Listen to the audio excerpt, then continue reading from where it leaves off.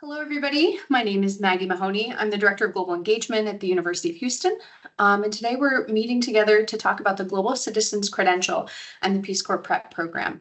These are two programs in the Institute for Global Engagement under our Global Initiatives area, and they're great ways for students to connect their global experiences and help prepare them to enter the workforce or maybe go to grad school as global citizens, connecting all of those global experiences that you've had here at UH, or maybe developing some new opportunities for you to have those global experiences. So let's start by talking about the Global Citizens Credential and why you might want to do it. The GCC, as we call it for short, helps enhance your degree. It helps develop your global competence, which is how you kind of navigate globally in the world. And that could mean between someone here in Houston and somebody in a different part of the nation, maybe between neighborhoods even, or across borders. Your global competence is your attitudes towards different cultures and peoples. It's your knowledge about different cultures and countries. It's your ability to have different skills like language or intercultural communication, and it's the action you take to be intentional to create an inclusive environment across borders. The GCC also helps you demonstrate global expertise through a certificate, and it's going to help you stand out for jobs. And so essentially, whenever you graduate, on your UH official transcript, you will have the Global Citizens Credential notation on your transcript. And then we also provide opportunities for students to engage in career readiness prep, connecting your global experiences to what you are doing to prepare to enter the global workforce. The GCC is open to undergrad students and graduate students. And so let's talk through some of the eligibility requirements. Students must be in good academic standing, and we'll walk you through what that means if you have questions. You need to be, as an undergrad, you need to have a 2.0 GPA, or as a grad student, you need to have a 3.0. And then you need to earn a minimum of 10 points out of a total 16-point possibility out of the 5 categories: global courses, learning abroad, language proficiency, global scholarly work, and intercultural activities. So once you've earned those 10 out of a possible 16 points, you would then attend a capstone symposium before you graduate. So Ashlyn, if you're graduating in a year and a half, you could take that capstone your last semester here at UH. All right, so let's dive deeply into the 5 categories. For global courses, you can earn up to 4 points. And the only way in this category you earn 4 full points is by completing a global major or minor. So maybe you're a Spanish major or Spanish minor, you get 4 points. Potentially, if you are doing anthropology as a major, or if you're an energy and sustainability minor or medicine and society minor. We have a full list of our approved majors, minors, and courses on our website. But let's say you are an engineering major, and this is not somewhere where you get all 4 points. You can still complete 2 courses from a list of approved global courses. And there are engineering courses and other majors courses that count towards the GCC. So I'd encourage you to check out our global courses list to see what you can take to get 2 points from this category. The next section that we have is learning abroad. So if students participate in a learning abroad experience 8 days or more, they can earn 4 points. Or if it's a short learning abroad experience, like a conference or presenting research, you can get 2 points for that. And we accept both our UH learning abroad programs, or maybe a documented internship abroad, research abroad that's not necessarily through one of our portfolio programs. So this is another case where I'd encourage you to check out our website and meet with our GCC advisor to ask more questions about this. All right, so we've had global courses, learning abroad. Let's go to the next 2 categories: language proficiency and global scholarly work. For language proficiency, if you complete a foreign language major or minor, you get 4 points. So if you're a French minor, a Spanish minor, if you do Chinese studies as your major, you can get 4 points. Now you can't double count that from your global courses set of points and from the language proficiency. But let's say you're a Spanish minor. You would get 4 points for this category. And then in the global courses category, you could also take an additional 2 courses to get 2 points outside of your Spanish minor. Or if you're not a major or minor, you can complete 2 foreign language courses at UH or through credit at the intermediate or higher levels to get 2 points. Now, one of the things that I love about the GCC is that it honors who our students are. And so let's say you came to UH and you already speak another language other than English. You can submit proof that you have language proficiency in another language, either through a UH language placement exam or by doing an evaluation with a UH faculty member. So if you're a native speaker of Spanish at home and you have language proficiency in Spanish, we want to honor that and recognize that through this program. And you can do that through this section of the language proficiency section. This also counts for languages that you might not think about in terms of what's taught here or what's not taught here at UH. So if you speak Urdu, if you speak Farsi, if you speak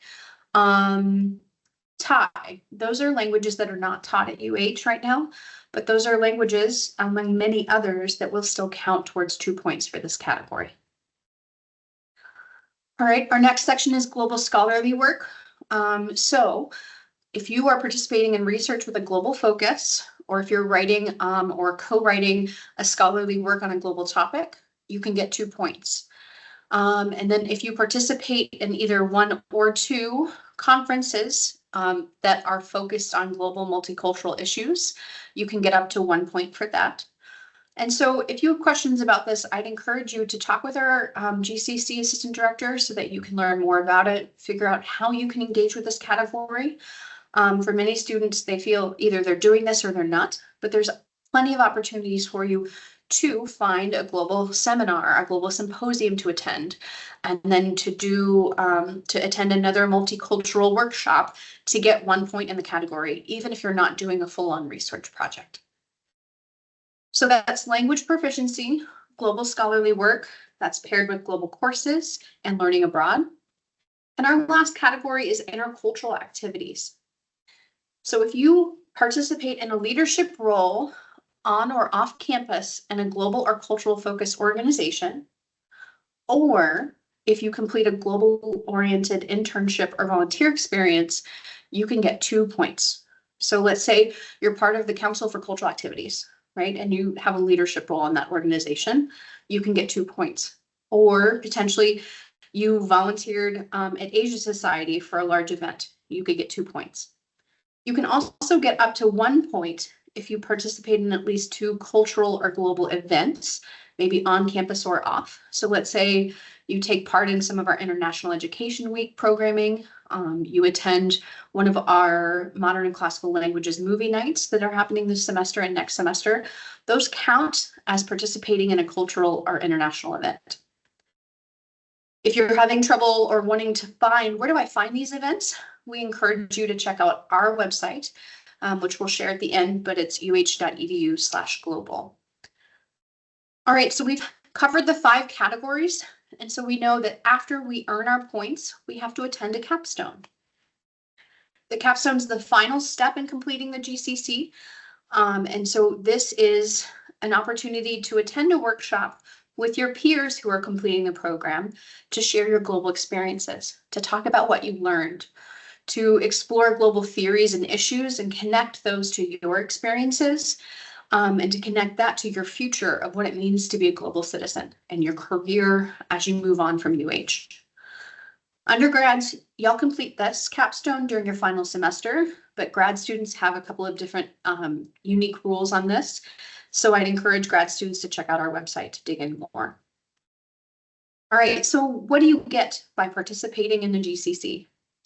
Global citizens receive a graduate credential transcript notation on your official UH transcript. You receive a signed certificate and an honor cord, like you can see in the picture.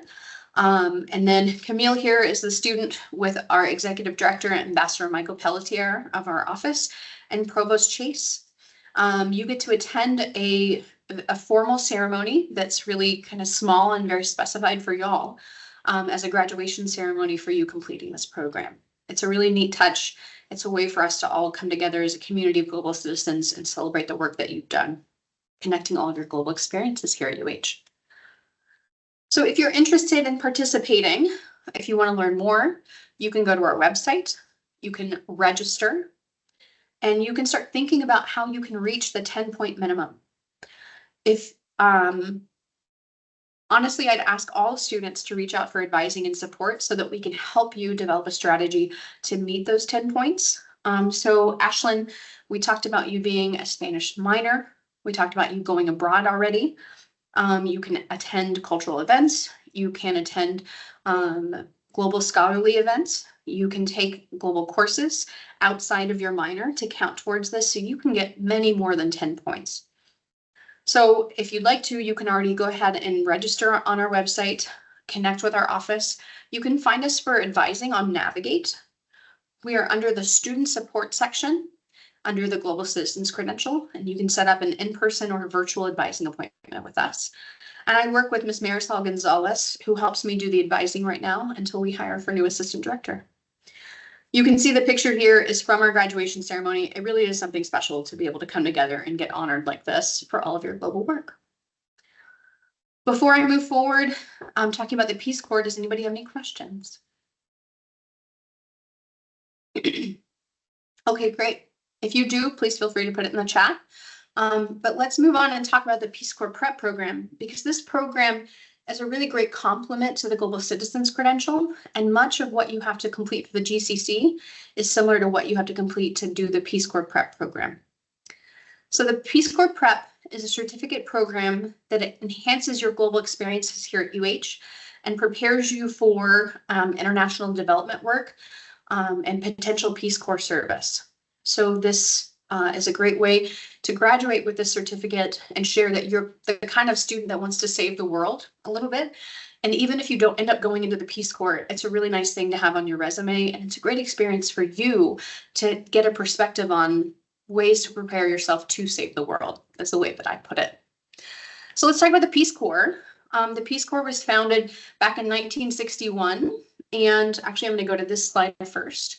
More than 240,000 Americans have served. You do have to be a U.S. citizen. And over those years, the 142 countries have been served.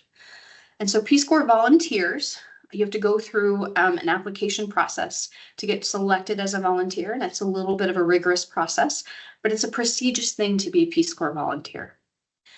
You can serve in the education sector, in health, youth and development, and these other areas that you see here. So there's a lot of different ways to give back to the community that you'll be serving in. And let's talk about where you'll be serving. So this map is back from 2019, and you can see that a lot of Peace Corps volunteers serve in Africa. That's where a lot of the need comes from. And countries ask the Peace Corps to send volunteers to their countries. And so this is not where we think we need to be going, but we solicit countries to let us know if they need support. So you can see there's 45% in Africa, there's 19% in Central and South America, but then we have other parts of the world where you can also serve and where service is also needed. So for the Peace Corps Prep, there are 4 core things that you have to do, kind of like our 5 categories for the Global Citizens Credential. For the Peace Corps Prep, you need to do training and field experience. You potentially need to have a foreign language, potentially, and we'll talk about that. And then you have a category talking about intercultural competence development. And then the last category is professional and leadership development. So let's dig into those. The first category is teaching and experience in a work sector.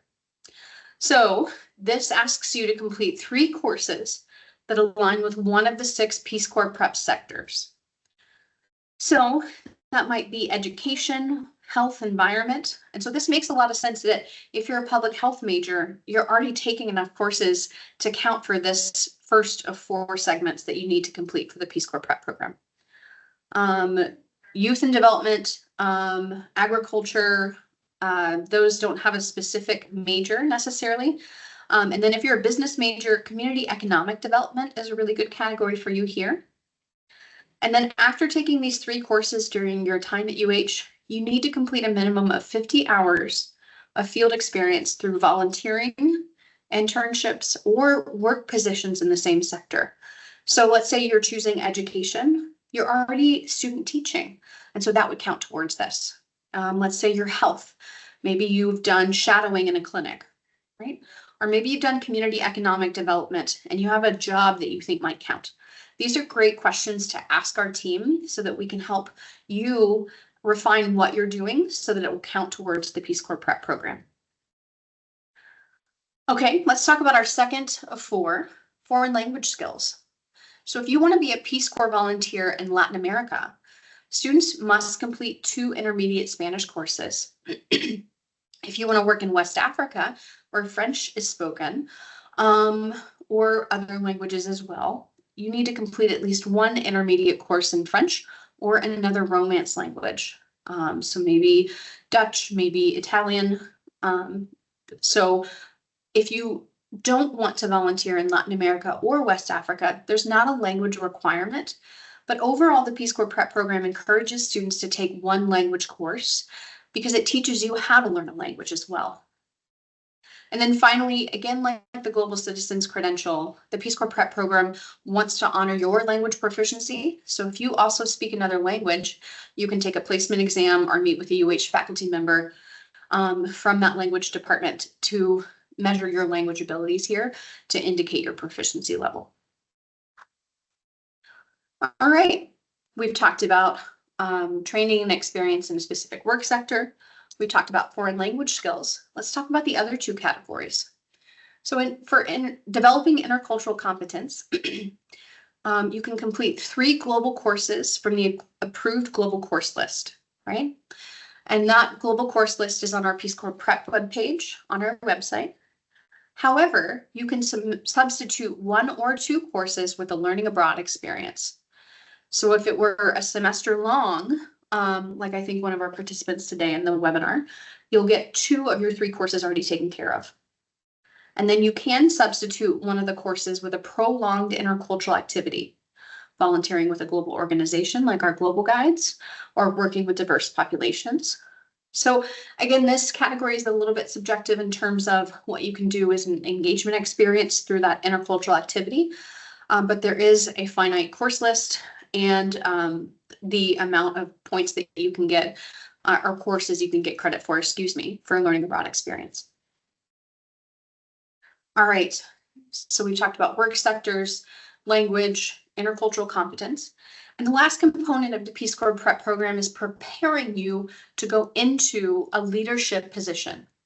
So for professional and leadership development, you need to complete and submit proof of meeting with a career counselor at University Career Services here. And you need to have your resume reviewed.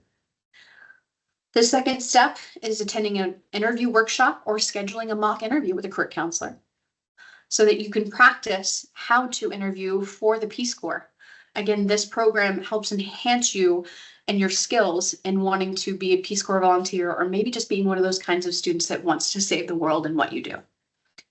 And then finally, you need to participate in one activity to develop significant leadership experience. So leading a volunteer project or a student org, being a student worker in a global office, organizing an event. There's a lot of opportunities here for you to be able to fulfill that category. So those are the 4 categories for the Peace Corps program, Peace Corps Prep program, excuse me. You can visit our website to register, and then I encourage every student to research and plan.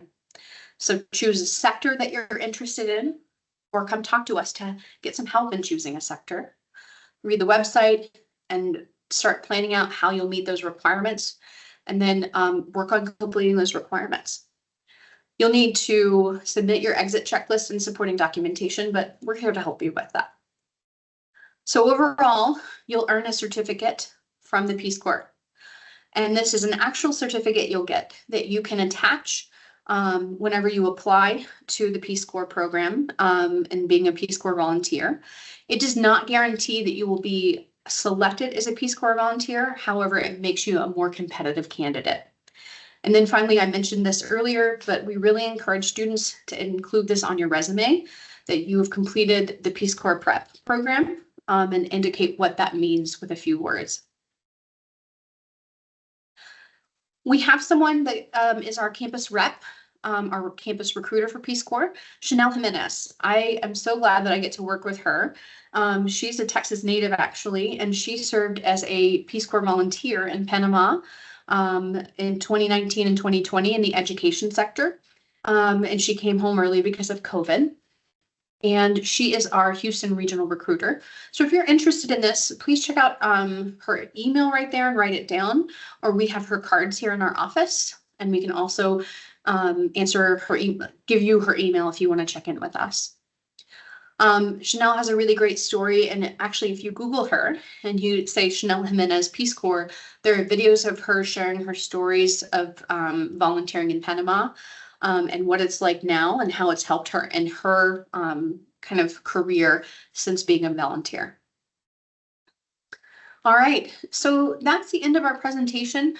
And so this is a lot of information. We definitely recognize that. We have the Global Citizens Credential, the Peace Corps Prep Program. They're a lovely Venn diagram of overlap with some unique aspects to each of the programs. So if you're interested in either, I'd highly encourage that you get in touch with us. You can email uhglobal@uh.edu, or you can reach out to me directly. And again, our website is uh.edu/global. So I want to thank everybody for coming today.